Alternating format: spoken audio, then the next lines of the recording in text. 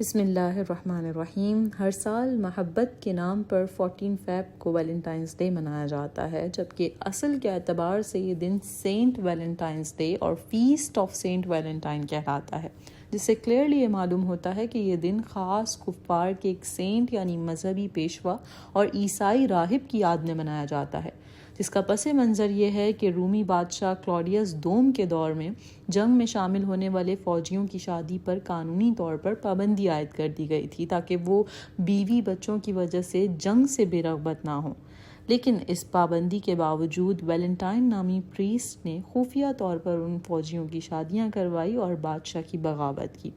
جب یہ بات ظاہر ہوئی تو اسے 14 فروری کو قتل کر دیا گیا، اور مرنے سے پہلے اس نے اپنی ایک دوست کو لیٹر لکھا جس کے آخر میں فرام یور ویلنٹائن لکھا تھا، اور پھر وقت گزرتا گیا اور لوگوں نے اس دن کو محبت کے نام سے باقاعدہ موسوم کیا اور اسے سیلیبریٹ کرنا شروع کر دیا، اور اس دن ایک دوسرے کو لیٹر دینا، گفٹس دینا معمول بن گیا۔ لیکن مزید اس کے اوریجنز میں ایک ڈارک ہسٹری بھی ہے۔ یہ قدیم رومی کلچر میں 13 سے لے کر 15 فروری کو لوپرکیلیا کے نام سے ایک فیسٹیول منایا جاتا تھا، جس میں اولاد اور پاکیزگی کے لیے جانوروں کی قربانیاں دی جاتی تھی، اور اسی دن لڑکیوں کے نام ایک جار میں ڈالے جاتے تھے اور لڑکے ان ناموں کو چنتے تھے، جس کے نتیجے میں ان کپلز کے پیئرز بنائے جاتے اور ان کا اس فیسٹیول میں بے نکاح ساتھ رہنا حلال سمجھا جاتا تھا۔ پھر وہ چاہتے تو اس ریلیشن کو کنٹینیو رکھتے اور چاہتے تو اسے ختم کر دیتے۔ پھر جب رومیوں نے عیسائی مذہب اختیار کیا تو اس رسم کو ویلنٹائنس ڈے کے نام سے جاری رکھا، جسے 1400s میں بہت شہرت حاصل ہوئی، اور اس دن لو لیٹرز دینا، گفٹس دینا، یہ رسم اور یہ دن ایکسپریشن آف لو بن کر رہ گیا۔ پھر آہستہ آہستہ یہ بے حیائی اور فحاشی پر مبنی رسم میڈیا کے ذریعے مسلمانوں میں بھی متعارف ہوئی، اور پری پلانڈ اسے ہمارے معاشرے میں رائج کیا گیا تاکہ مسلمان حلال کو چھوڑ کر حرام کی طرف چلے جائیں اور اقلاع کلمات الحق کو چھوڑ کر کافروں کے رنگ میں رنگ جائیں۔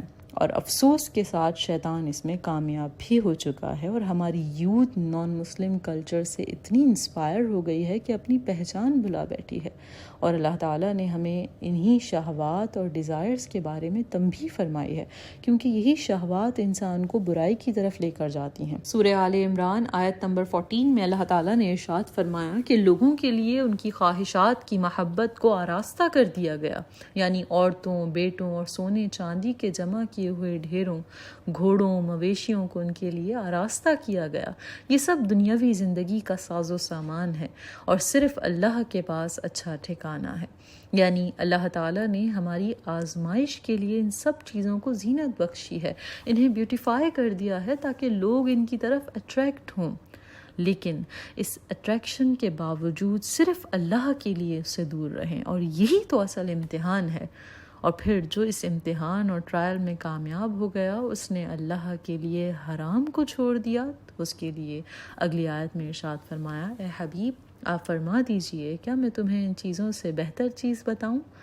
وہ یہ ہے کہ پرہیزگاروں کے لیے ان کے رب کے پاس جنتیں ہیں جن کے نیچے نہریں جاری ہیں، ان میں وہ ہمیشہ رہیں گے، اور ان کے لیے پاکیزہ بیویاں ہیں، اور اللہ کی خوشنودی ہے، اور اللہ بندوں کو دیکھ رہا ہے۔ وہ جو کہتے ہیں اے ہمارے رب ہم ایمان لائے ہیں تو ہمارے گناہ معاف فرما اور ہمیں دوزخ کے عذاب سے بچا لے۔ لیکن بعض مسلمان شیطان کے بہکاوے میں آ کر اس امتحان میں ناکام ہو جاتے ہیں۔ شیطان ایک دم بڑے گناہ کی طرف مائل نہیں کرتا، سٹیپ بائی سٹیپ حرام میں مبتلا کرتا ہے۔ پہلے صرف دیکھنے کی خواہش ہوتی ہے، پھر بات چیت کی طرف مائل کرتا ہے کہ دیکھو بات کرنے میں کیا حرج ہے، پھر دوستی، گفٹس کا لین دین اور تنہائی میں ملنا، اور اس طرح انسان گناہوں کی دلدل میں پھنس جاتا ہے، اور بسا اوقات اس قدر گناہوں میں پھنس جاتے ہیں کہ اسے خلاصی کی کوئی راہ نظر نہیں آتی۔ اسی لیے سب سے پہلے سٹیپ پر ہی خود کو روکنا ہے تاکہ سیکنڈ سٹیپ تک جانے کی نوبت ہی نہ آئے، اور وہ پہلا سٹیپ یہ ہے کہ آپ نے بلا ضرورت اپوزٹ جینڈر سے بات ہی نہیں کرنی، بلا ضرورت کوئی تعلق ہی نہیں رکھنا۔ آج یہ سوچنا کہ کوئی بات نہیں، میں ابھی بہت ینگ ہوں، میری ایج میں سب یہی کرتے ہیں، اس میں کوئی بڑی بات نہیں ہے، چلیں مان لیتے ہیں کہ بعد میں توبہ کر لیں گے، تو کیا آپ کو یقین ہے کہ توبہ کا موقع بھی ملے گا؟ آج کا دن تو گناہوں میں گزار دیا، لیکن ہو سکتا ہے کہ دن کے اختتام میں ہی ہماری زندگی تمام ہو جائے۔ کتنے ہی ینگسٹرز توبہ کی امید پر گناہ کرتے رہے مگر انہیں توبہ نصیب نہ ہوئی اور آج سنسان قبروں میں موجود ہیں۔ اللہ رحیم ہے تو قہار اور جبار بھی ہے، اس نے جنت بنائی ہے تو دوزخ کو بھی تخلیق فرمایا ہے۔ آج جب یہ سانس چل رہی ہے تو توبہ کر لیں، گناہوں سے باز آ جائیں تاکہ دنیا اور آخرت میں اللہ کے عذاب سے محفوظ رہ سکیں۔ حضور علیہ الصلوۃ والسلام نے ارشاد فرمایا، فتح الباری کی روایت ہے کہ جب کسی قوم میں زنا عام ہو جاتا ہے تو ان میں موت کی کثرت ہوتی ہے۔ سنن ابن ماجہ کی حدیث ہے، جس قوم میں بدکاری پھیل جاتی ہے اور بلا روک ٹوک ہونے لگتی ہے تو اللہ تعالیٰ ان لوگوں کو طاعون کی مصیبت میں مبتلا فرما دیتا ہے اور ایسے دکھ درد میں مبتلا کر دیتا ہے جس سے ان کے اسلاف ناآشنا تھے۔ اور یاد رکھیں، زنا خصوصاً ایک فعل کا نام نہیں ہے۔ بدنگاہی کرنا آنکھوں کا زنا ہے، نامحرم کی طرف ہاتھ بڑھانا، نامحرم کو چھونا، یہ ہاتھ کا زنا ہے۔ پچھلی قوموں پر بھی ان کی سرکشی اور نافرمانی کی وجہ سے عذاب آتا ہے، حتیٰ کہ انہیں صف ہستی سے ہی مٹا دیا گیا۔ اور آج اس امت میں وہ تمام گناہ مجتمع ہو گئے ہیں جن کی وجہ سے پچھلی امتوں کو ہلاک کیا گیا۔ سورہ اعراف آیت نمبر 96 میں اللہ تعالیٰ نے ارشاد فرمایا کہ اگر بستیوں والے ایمان لاتے اور تقوی اختیار کرتے تو ضرور ہم ان پر آسمان اور زمین سے برکتیں کھول دیتے، مگر انہوں نے تو جھٹلایا تو ہم نے انہیں ان کے اعمال کی وجہ سے پکڑ لیا۔ لہٰذا اگر ہم خوشحالی چاہتے ہیں تو تقوی اختیار کرنا ہوگا۔ اب اگر کوئی حرام ریلیشن شپ میں ہے تو اللہ کے لیے آج ہی اس گناہ سے توبہ کر کے ناجائز ریلیشنز کو ختم کر دیں، حتیٰ کہ منگیتر ہیں تو ان سے بھی بلا ضرورت بات کرنا ختم کر دیں، کیونکہ ہمارے معاشرے میں یہ سمجھا جاتا ہے کہ منگیتر سے بات کرنا جائز ہے، حالانکہ منگنی نکاح کا وعدہ ہے، نکاح نہیں ہے۔ منگنی کی وجہ سے نامحرم کا آپس میں بات کرنا جائز نہیں ہو جاتا ہے۔ اگر بات کرنا بہت ضروری ہی ہو تو صرف ضرورت کی حد تک بات کرنے کی اجازت نکلے گی۔ اللہ تبارک و تعالیٰ نے سورہ النساء آیت نمبر 25 میں نیک خواتین کی صفات بیان فرمائی ہیں۔ یہ صفات سن کر اپنے اندر یہ صفات پیدا کرنے کی کوشش کریں، اور وہ صفات یہ ہیں کہ وہ نکاح کرنے والی ہوں، نہ بدکاری کرنے والی اور نہ پوشیدہ آشنا بنانے والی۔ تو یہ افیئرز رکھنا، نامحرم سے دوستیاں کرنا، یہ نیک لڑکیوں کی علامت نہیں ہے۔ جو لڑکے آج محبت کے نام پر دوستیاں کرتے ہیں، گفٹس دیتے ہیں، ان کے پیچھے مقاصد ہوتے ہیں، اور بعض تو شادی کا جھانسا دے کر ریلیشنز رکھتے ہیں۔ آج کل یہ بھی ایک وبا آ چکی ہے کہ لڑکے لڑکیوں کو پھنسانے کے لیے یہ کہتے ہیں کہ ہم آپ سے شادی کرنا چاہتے ہیں۔ ایسے لوگوں کے بارے میں بھی ہمیں بتایا گیا کہ صرف اپنی لسٹ کے لیے باقاعدہ انہوں نے خفیہ نکاح بھی کیا، اور پھر جب اپنا مطلب پورا ہو گیا تو طلاق دے کر بیچاری لڑکیوں کی زندگیاں برباد کر دیں۔ اب خود کو یوز نہ ہونے دیں۔ اسلام نے جب ہمیں عزت دی ہے تو کیوں اپنی عزت کا جنازہ نکالیں؟ ہمارے اسلاف کو پڑھیں، صحابیات کی زندگی کا مطالعہ کریں، وہ اس قدر مضبوط ایمان والی تھی، اپنی معصومیت کی وجہ سے دھوکہ نہ کھائیں۔ اب بعض لوگ یہ کہتے ہیں کہ what if I love someone؟ کیا میں اپنی فیلنگز کو ایکسپریس نہیں کر سکتی ہوں؟ میں کسی سے محبت کرتی ہوں، محبت کرنا تو برا نہیں ہے نا؟ تو اگر واقعی سچی محبت کرتے ہیں تو پھر میک اٹ حلال and do it in a right way. سنن ابن ماجہ کی روایت ہے کہ نبی کریم صلی اللہ علیہ وسلم نے فرمایا کہ ہم دو محبت کرنے والوں کے درمیان نکاح کی مثل کوئی چیز نہیں دیکھتے، یعنی محبت ہے تو پھر نکاح سے بہتر تو کوئی چیز نہیں، کیونکہ جو محبت انسان کو اللہ کے قریب کر دے اس سے بڑی نعمت کوئی نہیں ہے۔ اللہ کا کتنا بڑا احسان ہے کہ جب ایک چیز کو حرام بنایا تو اس کا آلٹرنیٹو بھی دیا۔ اب یہاں امتحان ہے کہ ہم اللہ کو راضی کرنے کے لیے حرام چھوڑتے ہیں یا اپنے نفس کے غلام بن کر شیطان کو راضی کرتے ہیں۔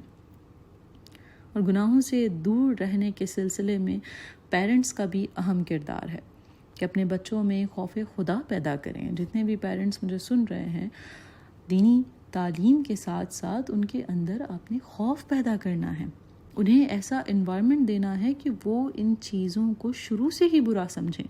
اسٹڈیز کے ساتھ ساتھ انہیں ڈفرینٹ ایکٹیویٹیز میں مصروف کریں، خصوصاً فزیکل ایکٹیویٹیز میں، اور گھر کے کاموں میں بھی انہیں ٹاسک دیں، چاہے لڑکا ہو یا لڑکی ہو، یہ بھی ان کی اپ برنگنگ کا حصہ ہے۔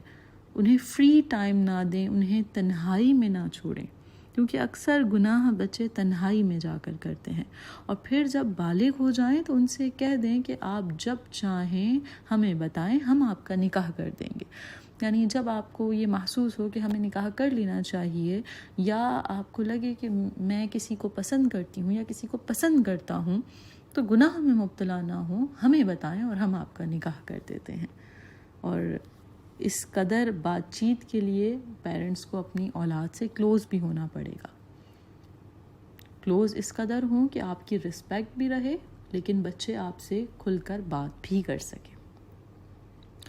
اب بعض لوگ ویلنٹائن اور ان جیسے مواقع پر خود تو انوالو نہیں ہوتے، لیکن دوسروں کو مشورے دیتے ہیں، ڈیٹنگ ایڈوائسز دیتے ہیں اور ان کی حوصلہ افزائی کرتے ہیں، باقاعدہ انہیں جگہیں بتاتے ہیں کہ یہاں جا کر آپ جو ہے وہ اپنی نامحرم دوست سے ملو اور اس طرح جو ہے وہ آپ ڈیٹ کرو۔ اس طرح لوگوں کو مشورے دیتے ہیں، اور وہ سوشل میڈیا انفلوئنسرز جو اس طرح کے کام کر کے لوگوں کو نئے نئے طریقے سکھاتے ہیں، وہ سب اس آیت مبارکہ کا مصداق بنتے ہیں۔ سورہ نور آیت نمبر 19 میں اللہ تعالیٰ نے ارشاد فرمایا، بے شک جو لوگ چاہتے ہیں کہ اہل ایمان میں بے حیائی کی بات پھیلے، ان کے لیے دنیا اور آخرت میں دردناک عذاب ہے۔ تو دنیا کا بھی عذاب ملے گا اور آخرت کا بھی عذاب ملے گا۔ تو آج کے بعد اگر آپ کا کوئی فرینڈ آپ سے یہ کہے کہ مجھے بتائیں کہ میں کس طرح جو ہے وہ گناہ کا کام کروں، میں کس طرح ڈیٹ کروں، میں نے ڈیٹ پر جانا ہے تو میں کس طرح تیار ہوں، یا کسی بھی طرح آپ سے مشورہ مانگے، تو آپ نے انہیں مشورہ نہیں دینا، بلکہ آپ نے انہیں سمجھانے کی کوشش کرنی ہے۔ اب اس موقع پر کچھ لوگ یہ بھی سوال کرتے ہیں کہ ہم حرام طریقے سے ویلنٹائن نہ منائیں، بلکہ اپنے محارم کو، زوجین آپس میں ایک دوسرے کو گفٹس دیں اور یہ دن سیلیبریٹ کریں، تو اس میں کیا حرج ہے؟ تو گفٹس دینا، محبت کا اظہار کرنا، سوال یہ پیدا ہوتا ہے یہ کہ دن کیوں ہے؟ پورا سال محبت کا اظہار کریں، جب اس دن کی کوئی حیثیت ہی نہیں ہے، شریعت میں اس کی کوئی حیثیت نہیں ہے، تو اسے منانا ہی کیوں ہے؟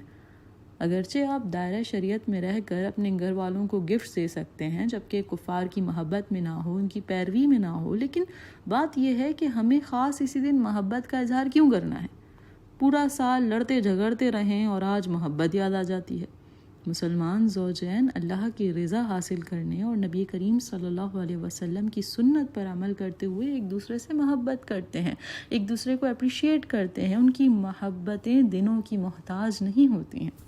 اللہ سمجھ کی توفیق عطا فرمائے اور ہمیں علم دین سیکھ کر اس پر عمل کرنے والا بنائے۔